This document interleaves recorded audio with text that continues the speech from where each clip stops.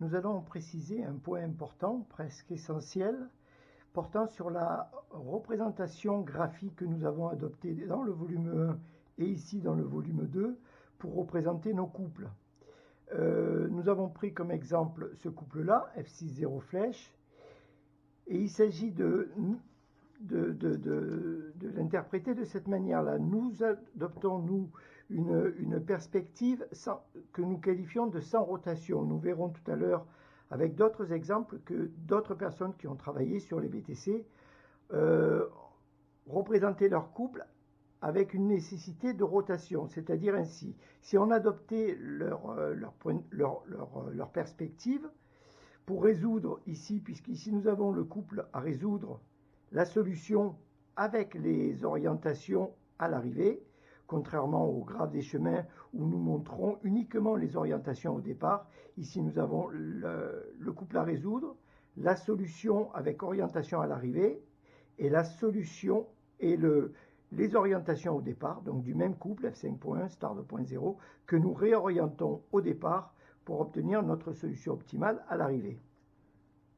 Nous observons ici, l'objet en up ne posera pas de souci. Cette question-là, elle importe surtout pour les objets en down et en particulier pour les objets à polarité. Mais même les objets qui ne sont pas à polarité, comme l'objet flèche ici, cette précision est utile. Ici, nous adoptons, donc, ici nous allons couper, nous allons séparer la paire, et selon d'autres perspectives qui nécessitent une rotation, on se dirait que l'objet en down devrait être représenté de cette manière-là. Et nous exécutons notre action slash. Mais nous observons que nous n'obtenons pas la solution attendue, c'est-à-dire le F5.1 star 2.0.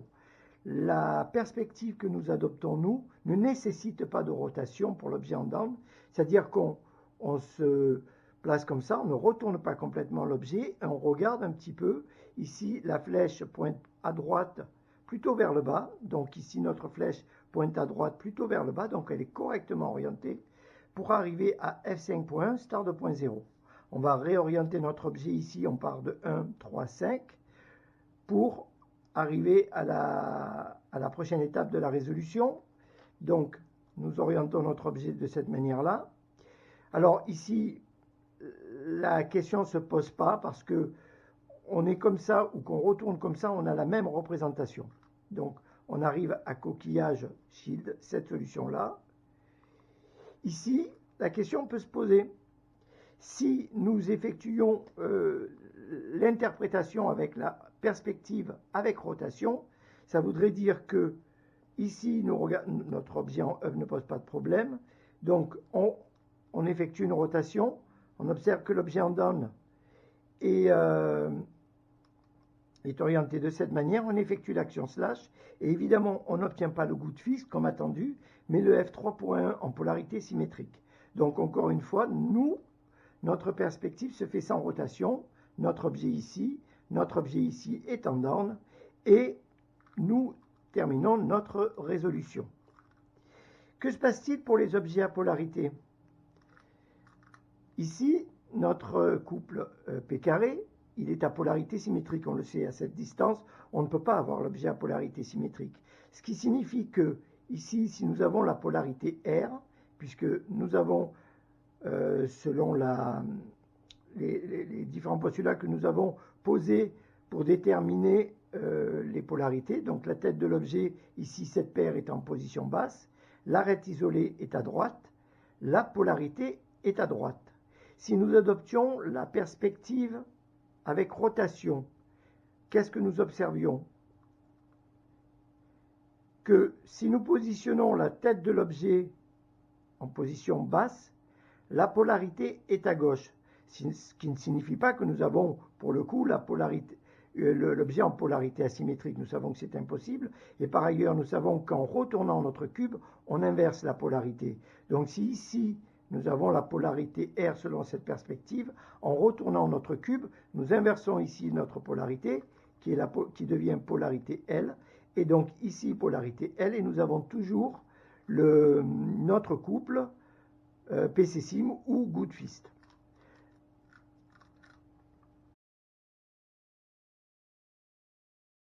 Voyons à présent comment d'autres représentent leur couple. Nous avons ici deux exemples de mélangeurs pour le Square One. Nous allons mélanger avec vous ce premier exemple qui est tiré de CS Timer.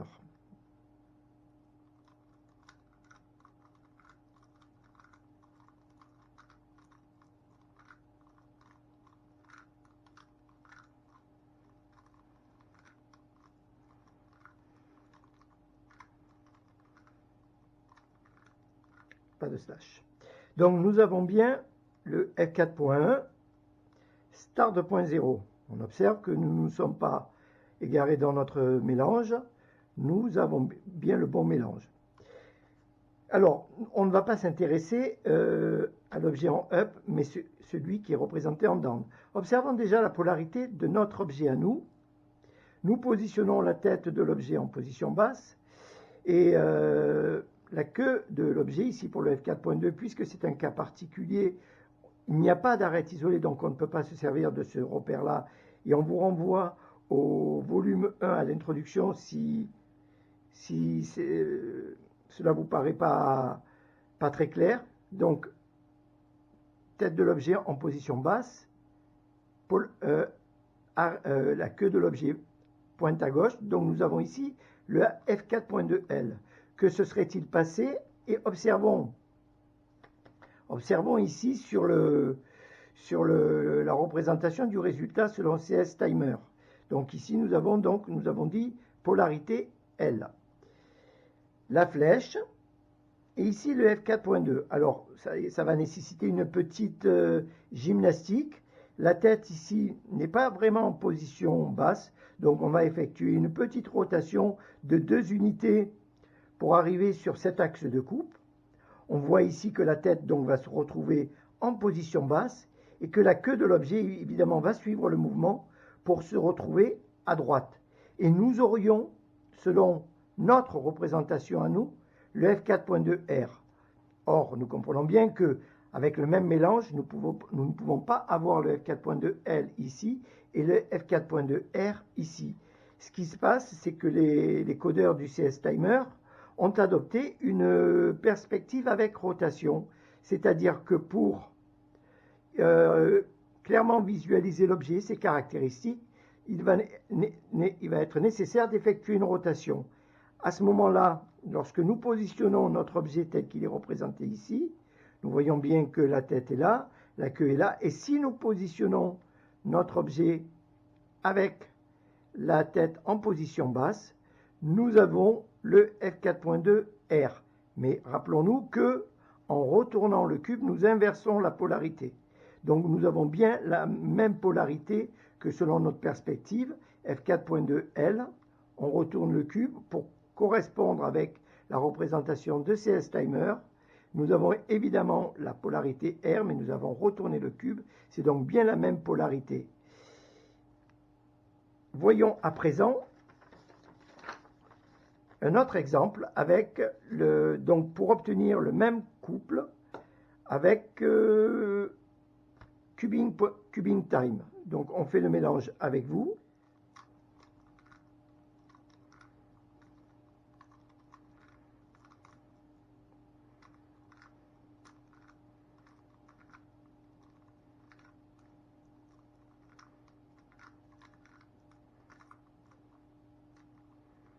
Voilà, nous avons donc l'objet. On remarque tout de suite, si on adopte notre perspective sans rotation, que ça ne correspond pas tout à fait. Alors, on observe que le mélange ça correspond bien au mélange. Nous avons bleu, rouge, orange, vert, bleu. Donc, on ne s'est pas trompé dans le mélange. Pourtant, nous avons une représentation différente. C'est-à-dire qu'ici, la pointe ici de notre objet F4.2, qui pointe ici vers le bas, ici, elle pointe vers le haut. Et nos couleurs ici, en bas, elles sont en haut ici. Ce qui montre que les codeurs de cubingtime.com ont adopté également une perspective avec rotation. Et à ce moment-là, on match précisément la représentation qui est indiquée ici. C'est-à-dire nos pièces ici, bleu, rouge, vert, orange, bleu, rouge. Donc Cubing.time adopte la perspective avec rotation, c'est-à-dire contrairement à nous. Voyons enfin un dernier exemple, l'utilitaire d'aide à la résolution de Loïc Petit, Optimal Square One BTC ou Optimal Solver. Et voyons un peu comment Loïc lui représente son couple d'objets. On va partir ici. Donc nous sommes ici au niveau 2, donc un slash avant le cas de base, ici, là. Donc. Et nous allons analyser cet objet selon notre perspective à nous, c'est-à-dire sans rotation. Ici, la tête de l'objet est en position basse, on peut donc évaluer la polarité de cet objet-là, l'objet en up. C'est la polarité R. Qu'en est-il de l'objet en down, sur la partie inférieure du square one?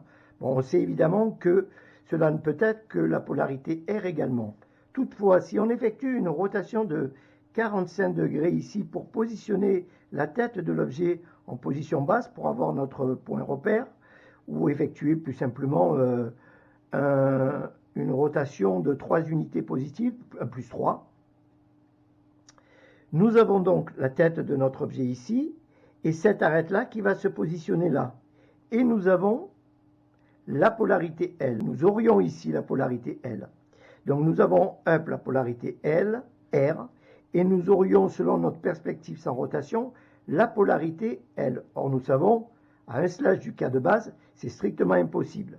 Donc, nous ne pouvons avoir ici que le couple ici, P carré ou Goodfist, en polarité symétrique. Ce n'est pas discutable, par ailleurs. Donc, ce qui se passe, c'est que il semblerait, c'est même une certitude, que Loïc représente lui aussi également ces objets avec une perspective nécessitant une rotation. Donc on se place en polarité R. Nous avons ici notre objet qui correspond parfaitement à la représentation ici, en up, la paire, l'arête isolée ici et l'arête isolée à droite. Mais qu'en est-il en bas? Si on regarde, on positionne notre paire ici, elle est bien à droite, comme indiqué ici. Nous avons ici, en position basse, une arête isolée, et à gauche, une arête isolée. Nous avons bien une arête isolée à gauche, mais ici, la deuxième arête isolée est en position haute. Et par ailleurs, on observe que la queue de l'objet, c'est-à-dire cet angle ici, est en position basse, ou en orientation basse plus précisément, tandis qu'ici, il est en orientation haute. Donc, cette perspective-là ne correspond pas. Pour pouvoir apprécier plus finement et plus précisément la représentation qui est donnée, qui est montrée ici, il va s'agir d'effectuer une rotation du cube. C'est pour ça que je parle de perspective avec rotation. Et là, nous avons exactement la représentation qui nous est montrée ici, c'est-à-dire notre paire à droite, notre arête isolée en bas et notre arête isolée à gauche. Toutefois, nous savons que nous avons évidemment notre couple PC-Sim en polarité PC, couple P carré ou Goodfist en polarité forcément symétrique. Voilà, c'était le point sur lequel nous tenions à préciser les choses, puisque bien involontairement nous nous sommes démarqués des trois autres, puisque manifestement les trois autres ont adopté une perspective avec rotation. Quand nous avons travaillé notre étude, nous n'avons pas pensé à cela. Il nous avait semblé que la perspective la plus naturelle, en tous les cas pour nous, c'était d'observer nos objets sans effectuer de rotation. C'est-à-dire qu'ici, et c'est important de bien saisir la manière dont nous, on a pensé le problème pour pouvoir évidemment comprendre et suivre. Mais je pense que si vous avez regardé les vidéos de résolution commentée, vous avez peut-être pu être un petit peu troublé avec les premières, puisque et si vous étiez habitué à la représentation de la perspective avec rotation, mais au bout d'un moment, comme nous faisons souvent des manipulations devant la caméra, on voit parfaitement que nous n'effectuons pas de rotation pour évaluer la polarité de l'objet, mais simplement un retournement discret, sans rotation de 180 degrés pour évaluer notre polarité. Ici R, ici évidemment, nous savons R, et non un retournement de l'objet pour avoir la polarité, puisque ça inverserait cette polarité, mais dans la mesure où nous avons opéré un retournement du cube, nous avons inversé cette polarité et celle-ci, nous avons donc bien toujours notre objet en polarité symétrique. Voilà, c'était le point sur lequel nous voulions revenir et préciser ce détail.